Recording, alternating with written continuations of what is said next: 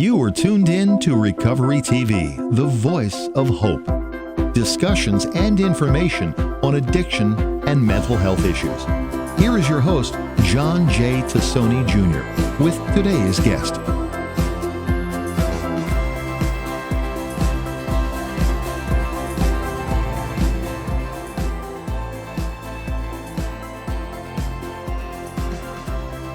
Welcome to Recovery TV. I'm your host, John Tassoni. This is the voice of hope. My guest today is Christine Nolan, and she is from Trinity Village. And Christine has a story of all stories. Christine, welcome, and thank you for joining us today. Thank you, John. So, Christine, I would like you to tell my viewers today about Christine Nolan. About myself. About you, and then how you got to start Trinity Village. Sure, thank you. I'm originally from Massachusetts, and I moved down here with my family, my husband at the time, and 4 beautiful children into Newport, Rhode Island. And my personal story about what it was like when my struggles began with alcoholism and my addiction. When I look back now, it really started in the early ages of my teenage living, where it was more recreational. That solo cup kind of thing. You're spending times with your friends in the community, drinking, and I grew up in a town a city that, it was heavily populated, where there was a lot of parks and a lot of things where kids were hanging out and really experimenting and drinking recreationally. As I got through my single life pursuing the career that I was in, a lot of that, the drinking and the misuse of medications and some of the other substances that I actually experimented with were more progressive after probably in my early 30s. It went from coming home from a day of work or a social event, having enjoying the time around alcohol, or at that point I was taking some other medications, to drinking at home, and having a glass of wine before I went to bed. Or having a bottle before I went to bed, and little did I know that the progression of that was getting worse. And for me, I paid attention to it. I understood that I'm drinking alone. It's not good, but it was just me. I didn't think I was really hurting anybody else with it. It was just something I used to self-medicate. And so in my 30s, I was in and out of it. I had met my husband late in my 30s, and we decided to have children. And my drinking became something I really needed to pay attention to. I didn't want to have. I realized that I really wanted to not drink as much. My doctor had recommended it, but I realized that even recreationally, coming home every night, I was looking for that glass of wine. I was looking for, an antidepressant or something that would relax me and take some, reduce some of the stresses. So there were indicators along the way that I kind of said, I'm drinking too much, and I really don't need that pill.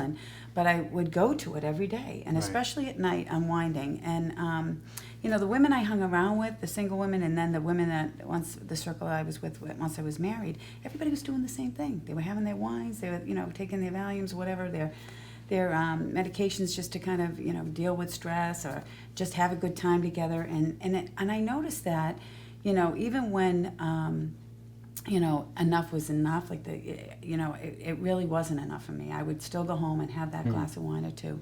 So when I had children, I made a decision, and truly by the grace of God, I didn't pick up a glass of wine or any other medications during my pregnancies. However, right after my pregnancies, and that period of taking care of the children, I went right back to it. And that's a pattern I see a lot with women of my age that have children, is that they experimented it, they had enjoyed it recreationally. Then if they were working professionals, they'd go home and enjoy their cocktails, or after their work hour cocktails. And so the progression was real slow, and it creeped in, where you kind of know that you're drinking a little bit too much, but you don't think that it's a problem yet. And you're not hurting anybody because it's, you're not really committed into, taking it too far where it can be harmful to others and stuff like that. As I say that, the first thing I think of is, as I progressively, the progression happened with my alcoholism and addiction was, it was very insidious. It was just very slow, And yet I knew that after I had my fourth child, it was very busy, and I was married to an officer in the Navy who was gone quite a bit. So I felt the additional stresses of those things around me that, normally, you could go for, you could find other means, healthy alternatives like going for a run or doing things that would, help you via a doctor or, just, starting to live healthy, change the way you're living. But it wasn't for me. I kept going to the bottle and I kept going to the pill. And, and I get up every morning and say, you know what, I didn't need to do that last night. Why did I turn to that? And then after I had my fourth child, I had gone through some changes in my relationship and my marriage and some physical changes as well. I had some things come up medically that I realized I was going more and more into that, wanting to just, the stress of that, all that stress. And I really started feeling a little, like this impending doom of being alone. There was some fear there that, I was heading down a path of looking at, separation in my relationship, in my marriage, and, other stresses financially and the children. So I really believe that a lot of that came into play where I just felt very alone in navigating that part of my life and what was going to look like for me to kind of move forward. And again, the escape for me or the way I was self-medicating was, I was constantly justifying in my thoughts, I'll just have a glass of wine or two. And it was never just a glass of wine or two. Right. It was a bottle. Then it was 2 bottles. Then it was waking up feeling the next morning not well. So that, the craving of trying to keep a steady hand. And I know the women I've worked with, we've all got that common thread that the progression of this disease goes down. We go down very fast and quick, probably within an 18-month to 2-year window. And I hear that not just statistically and doing my own research, but also hearing in other women like myself that was kind of symptomatically how they self-medicated. They would usually hit some alcohol or some form of prescribed medications. So after that, I had, things had changed in my life dramatically, and there was, and I'll be honest with you, I had never really looked at, these changes that were going in my life, and just some of the things in my childhood that were traumatic had really come to a head where, I was starting to feel depressed. And then I'd have these swings where I'd start dealing with some anxieties, about, how am I going to make these changes in my life and be able to move forward. But the alcohol and the medications were still talking to me. It was like that invite to come in. Perfect storm. A perfect storm. And the more I talk to women in recovery, it's either dealing with stress reductions, but those major changes in life that had hit that progression. Right. And then we can identify with each other when we talk about those moments. I mean, I won't get into the particulars, but that was a major change in my life. Looking at being a single mom, finding 4 children. And 4 children. Yes, all 3 still in diapers. But no, it was the thing. It was really that edge that just kind of put into my struggle of, and I'm very transparent about it, where I was pretty much drinking around the clock and trying to maintain, the bodily cravings and the some of the withdrawals that I was going through on a daily basis.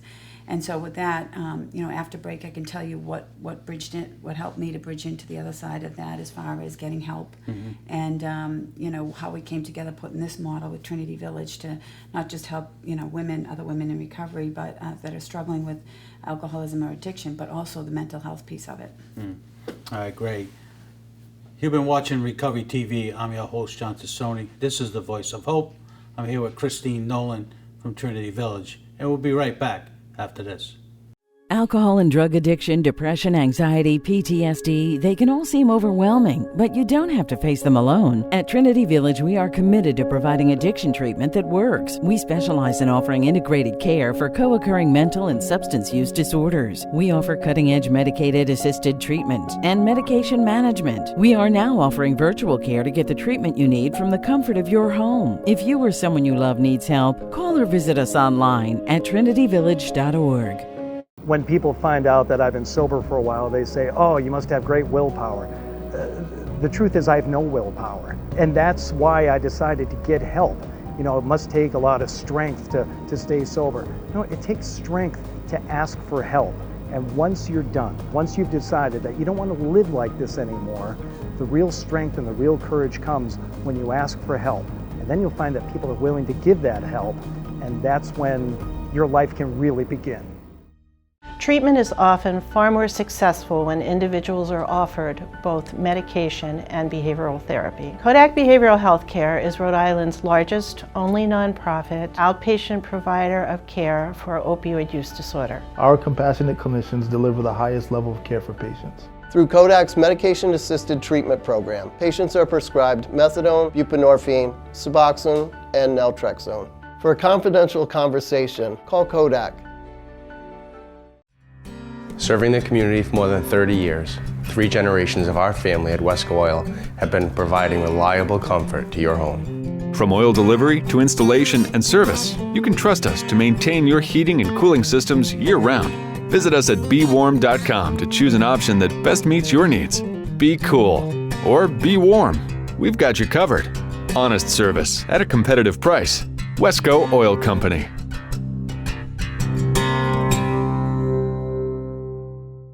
I started getting in trouble when I was really young. I was bringing knives to school in the 3rd grade. I started hanging out with the wrong crowds. I envisioned that if I wasn't dead by 26, I'd be in jail. I never had plans past that. Tides give me the opportunity to start a new life fresh. So now to be 28 with 4 children, married, manage this restaurant, living in a house, it's a miracle. Life is incredible, and Tides is who I have to thank for that. Welcome back to Recovery TV. I'm your host, John Tassoni. This is the Voice of Hope. Christine Nolan is in the house today, and Christine is with Trinity Village, and she has an amazing story about herself. So welcome, Christine, and thank you for joining us today. Thanks, John. So this is phase 2. Phase 2, yeah. Tell me about phase 2 and Christine Nolan. So as I was sharing, prior to the break, is that, just really the progression that I had hit in my own story. Where I was, my tolerance had changed, and I really was consuming, the alcohol and the prescribed medications, because as that was progressing, so wasn't my depression and my anxiety. Right. It was almost hand in hand, and to a point where I was, just trying to sustain where I was at tolerance-wise with my body. But and 4 kids too. 4 kids, yeah, and I want to talk a little bit about the family, because just like we'll talk about the recovery aspects of my story is, I understood, that in my mind, the state of mind I was in, was that the drinking that I was doing, was that I really, in my state of mind, the insanity of this was thinking I was only hurting myself, and that I was still highly functional, taking care of my kids, doing the school things and all of that. And what I realized slowly in this progression, that I wasn't available for my kids, and I had missed those few luncheons that I was supposed to be at with the kids, or the soccer games. And I know there's a ton of moms out there that can identify with that. Yeah. Is that, you've had a couple of cocktails early in the mid-afternoon, and you're not going to show up at your soccer game. And if you do, there's going to be, some things that your children are going to be affected by, in that, the way you're presenting and stuff. And so a lot of those things that started to happen, I realized I was isolating more and more and more. I didn't want to leave the house. I kept the kids home, and it really does have a ripple effect into the family life. These kids, what they missed out on, the troubles that came into other relationships, personal relationships, including my husband at the time. I understand today that even though I think I'm drinking and I'm not hurting anybody, and that's a common thread, it really did affect everybody in that family. That caused trauma, some trauma. And that's part of the model that we put together at Trinity, is to look at family trauma and look at how we can help children, adults, relationships, the partners, and with the individual members. But I want to talk a little bit more too about where this disease took me, because I think there's a that quietness, or even people don't want to talk about it, or the stigma of it, is that today it is life or death. I've lost friends to this disease. And but for the grace of God, the women I've talked to and the men in the community, there's hospitalizations. People end up in comas. People overdose. People die. I was on a respirator fighting for my life. Oh yeah, in Newport Hospital, and it was all the manifestations of what was happening to me around this disease, and the fact that I really felt powerless. There was a moment, and this was a turning point for me, and I hope any mom or is listening, that I was on my knees. I was so broken. It just felt so imprisoned to this substance, if you would, and the behavior around it, that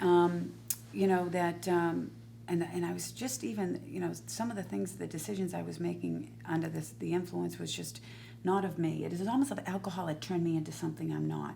Monster. Yes, and I'll wear that because I said things and did things that were not of me. And those are the gifts of recovery. Is you bring that back and you do it better as far as your morals, your values, and the tiny decisions you make every day, and how you can be present for your family again. But the progression took me to a place where, and I'll tell you this, in my family, I was removed from the home. My children spent a period of time where I was not available to them by the courts, and I was financially restricted. Okay. And those combinations put me on the street, homeless. And, and a lot of people look at that in their own way, find that emptiness and that loneliness and feeling a loss of that love and connection that you've had when you're in the depths of that disease, the acute stage of the disease. And, there's stories around all those things that happened to me. I was able to find, some treatment, put myself in treatment, and then focus on, what is it that I need to change to be able to live, for this to be a game changer, but to start living healthy again, not be so dependent on a chemical. And how do I change that behavior? How do I look at myself? And really the discovery I had was that I really needed to start working on Christine. What were some of the barriers that kept me, in a cycle where I'd go into autopilot and want to self-medicate. I wanted to drink. What were the things that were in my way as far as stresses? What did I need to look at? And a lot of that came into not just putting down the substance, the wine or the pills, but also looking at, how does Christine start taking care of herself? How does Christine look at some of the things that have really been suppressed over the years, that really have held her back? So I did that, and after I did treatment, I said I need an environment that's going to help me continue the care I needed, and some of it was through outpatient services, but also sober living, an environment that would be conducive for me to access a community and support to nurture, and I do mean nurture, the healthy means of me start living the right way. And that did mean a lifestyle change for me. That means I had to start looking. I chose a 12-step universal path of embracing that recovery community and that program and what that has to offer. I liked it because it was a program that offered me looking at the disease as a threefolded, not just emotional and mental health, but also as the spiritual component in which I was feeling so broken inside. So it was a great path for me, along with getting some individual therapy and participating in the recovery community where I could find other women and supporters that I would continue a relationship with, And I think coming from a place when we're really in the throes of this disease, that loneliness and isolation is a demon that everybody faces, and it'll take you out over and over and over again. So that connection with other people in recovery was vitally important to me, and that's what you see in our model. You see all those. We look at it from, and the more I did the research on this, and the more how I was continuing to not just survive this disease, like through treatment, like any other disease where you start taking in pieces of treatment. I wanted to start thriving. I wanted to start living a better quality of life. And that's when I continued to look at a model that would look at like these dimensions in areas in my life that I could change and really start to move forward in. The shame and guilt of what I experienced was not serving me well. I really needed to take what I was learning about in recovery and bring that into my life where not only could I start moving forward and thriving, but my kids, my families, and friends, and the community. It was something I could bring to them. And that's, maybe in the next segment, I'll tell you about the model a little bit more. All right. Christine Nolan. This is Recovery TV. I'm your host, John Tassoni. You can see it right here. This is a voice of hope. We'll be right back after this. Local 57 Operating Engineers is Rhode Island's source for professional heavy equipment operators. For the last 120 years, Local 57 members have worked on all of Rhode Island's major construction projects, including buildings, roads, and bridges. If you're looking for professionally trained and licensed operators to run your excavators, loaders, cranes, or any other type of construction equipment, give us a call at 421-6678. If you're an experienced heavy equipment operator and would like to join our team, give us a call. If you or someone you know is struggling with a mental health or substance abuse issue, the members of Horizon Healthcare Partners are here to help. Kodak, Community Care Alliance, Newport Mental Health, Thrive Behavioral Health, and Tides Family Services serve the behavioral health needs of all Rhode Islanders. We also operate BH Link, the state's 24/7 behavioral health emergency center. For help, call the 24/7 hotline at 401-414-LINK. For more information, visit Horizon Healthcare Partners at hhpartners.org. If you're struggling with addiction to pain pills or heroin, it's time to call Groups Recover Together. Groups will get you the medicine you need to feel better. When I took Suboxone, I felt just like able to function, no sickness, no, anxious feeling. And will give you the support you need to build the life worth being sober for. The time commitment is minimal, just 1 hour a week. You can meet with us in person or virtually. Call now to get started.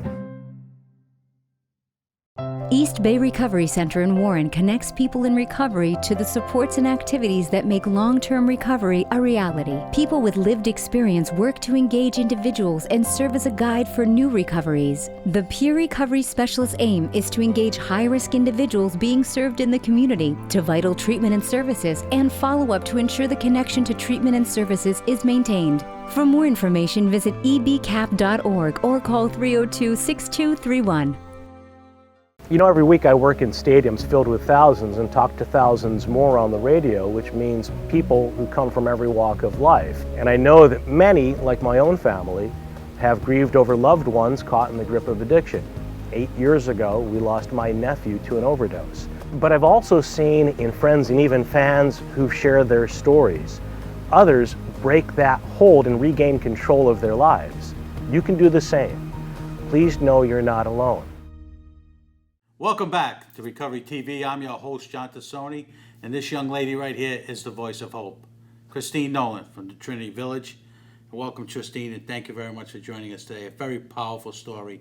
And you wanted to continue explaining from the last segment. Go ahead. So and thank you again, to be able to explain further about, what recovery looked like for me as far as being able to move forward in my life and the changes that I had to make within myself as far as my health and self-care, but also how we came to Trinity Village, how we looked at that model that would work, because inpatient treatment works really well. Continuum care for me, and I use those terms loosely, meaning not only did I need to continue to the therapy and the counseling to work through some of the emotional and maybe even trauma that I mentioned earlier, that I wanted to recover from that and be able to move forward and have a better quality of life. But the other areas of my life was I had to really, it wasn't just about putting the substance down, right? But it was, restoring this sense of wholeness, this whole person, and I'm passionate about it.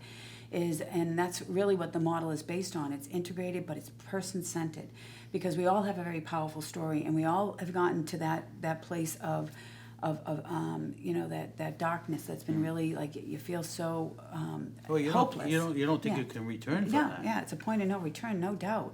And so, it's a threefolded disease. You're dealing with the emotional and mental health aspects of the disease. You're dealing with the physical aspects of it, the cravings. And, my body, I was 85 pounds wet in the throes of this disease. And then, the spiritual aspects of it. Again, I was broken inside. I did things and said things that were not of me.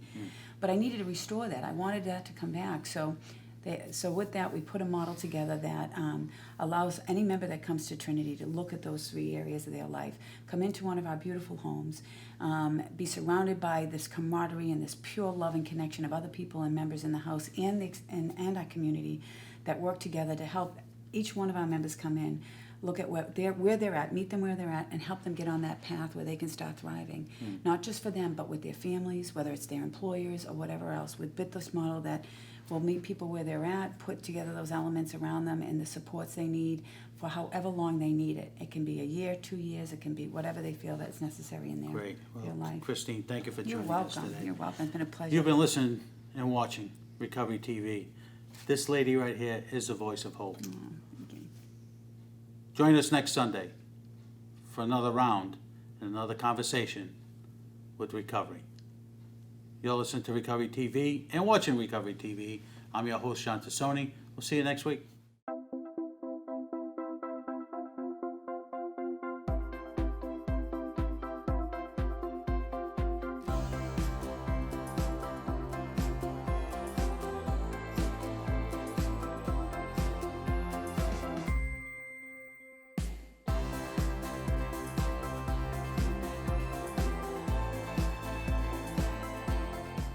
I think when you're actively struggling with an addiction, you don't realize the harm that it's causing to the people in your circle, in your family, and your friends. You know, by quitting and getting help, I was able to heal a lot of relationships that were damaged, and you find that people come back to you. Someone used to say to me that it's darkest just before dawn. So if you think that you've gone too far, it's not true. No matter what problems you have, your life can get better if you get help.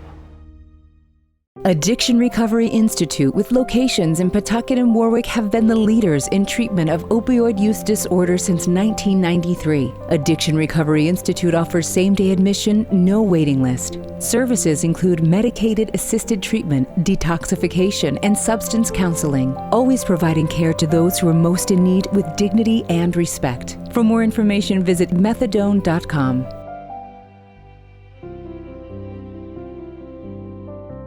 The Parent Support Network is committed to supporting and assisting peers. Together, they're working with statewide and national partners to empower children, families, and individuals through dynamic supports, education, and advocacy to prevent abuse and neglect and progress toward universal health, wellness, and recovery. A location is near you: Child and Family Visitation and Training Center in Warwick, Hope Recovery Community Center in Middletown, Hope Recovery Community Center of Washington County in Westerly, or online at psnri.org. Alcohol and drug addiction, depression, anxiety, PTSD, they can all seem overwhelming, but you don't have to face them alone. At Trinity Village, we are committed to providing addiction treatment that works. We specialize in offering integrated care for co-occurring mental and substance use disorders. We offer cutting-edge medicated-assisted treatment and medication management. We are now offering virtual care to get the treatment you need from the comfort of your home. If you or someone you love needs help, call or visit us online at trinityvillage.org. When it comes to home improvement, you just don't know who to turn to, especially when it comes to a painter or contractor. Years ago, I found a company I could trust, Lopco Contracting. Lopco has been painting and repairing homes in southern New England for almost as long as I brought the news into those homes. From replacing doors and windows to fixing leaks and rotted wood. For a contractor you can trust, call Lopco now, 1-800-PAINTING, or log on to LOP as in professional, cocontracting.com for the personable, particular professionals. Salud. Sunday mornings, join host John J. Tassoni Jr. for Recovery TV, the voice of hope for addiction and mental health issues. Tune in, tell others. Sunday mornings, 11:30 on CW Providence and 9:30 on MyRI TV. Brought to you by AdCare.